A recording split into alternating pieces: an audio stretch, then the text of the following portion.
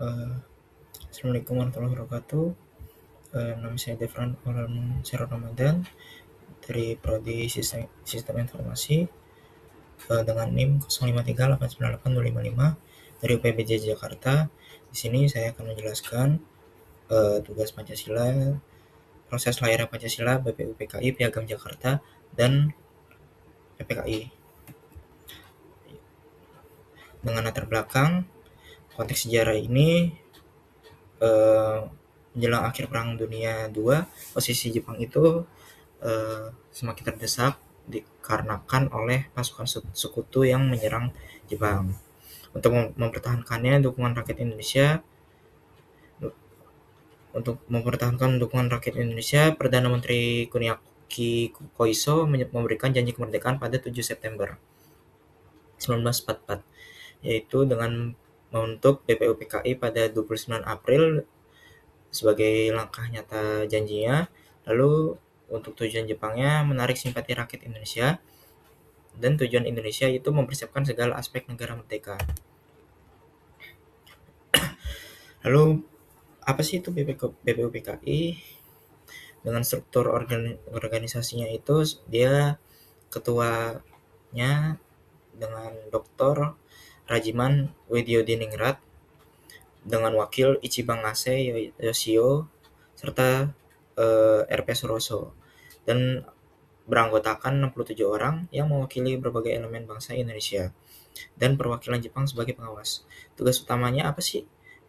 Yaitu mempelajari dan menyelidiki hal-hal penting yang berhubungan dengan pembentukan negara Indonesia Merdeka, terutama mengenai dasar negara dan undang-undang dasar. Lalu sidang BPUPKI, eh, pada sidang yang pertama itu tanggal 29 Mei sampai 1 Juni. Itu dilaksanakan di gedung Chosangi-in, yaitu bisa disebut sekarang itu gedung Pancasila. Fokus utamanya merumuskan filosofi Grounds Flag atau dasar falsafah negara, dengan 3 pembicara utamanya sebagai berikut, yaitu Muhammad Yamin, Mr. Supomo, dan Insinyur Soekarno, dengan menyampaikan gagasan secara bergantian mengenai fundament negara Indonesia.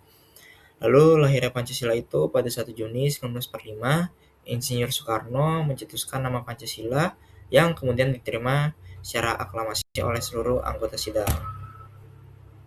Nah, 3 pilar ini nih, 3 tokoh penting yang eh, merancang gagasan dasarnya, merancang Pancasila, yaitu Muhammad Yamin pada tanggal 29 Mei mengusulkan perikebangsaan, kemanusiaan, ketuhanan, kerakyatan, dan kesejahteraan rakyat. Mr. Supomo pada tanggal 31 Mei menekankan konsep negara integralistik dan hubungan rakyat negara. Lalu Insinyur Soekarno pada tanggal 1 Juni mengusulkan nasionalisme, internasionalisme, mufakat, kesejahteraan sosial, dan ketuhanan.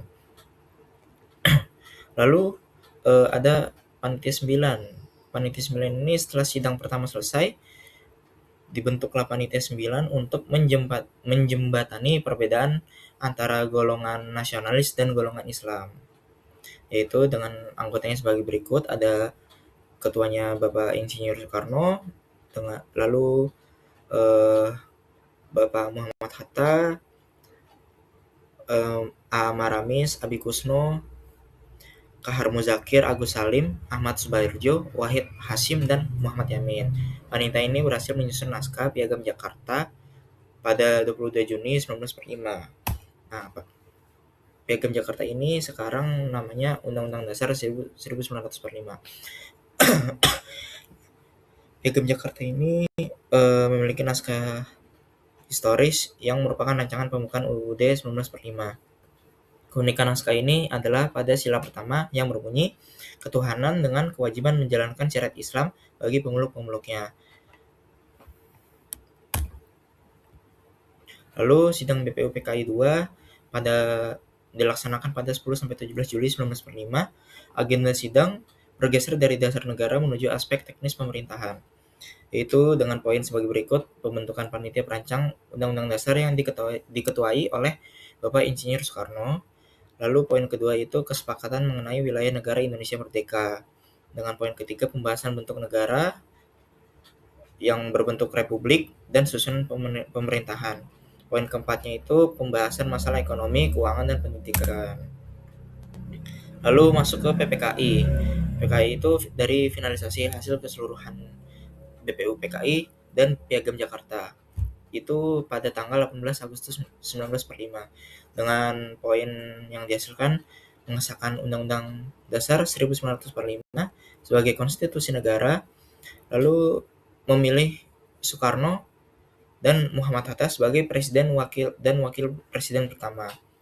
Lalu merubah sila 1 demi persatuan Indonesia yang dimana tadinya itu eh, ketuhanan dengan kewajiban menjalankan syariat Islam bagi pemeluknya, karena kan di Indonesia itu ada 6 negara, menjadi ketuhanan yang Maha Esa.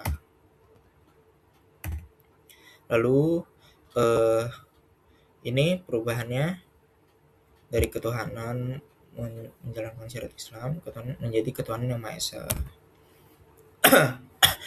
Nah, pahlawan nasionalnya itu yang lain ada Tan Malaka, Sultan Hasanuddin, Cut Nyadin, dan sebagai berikut.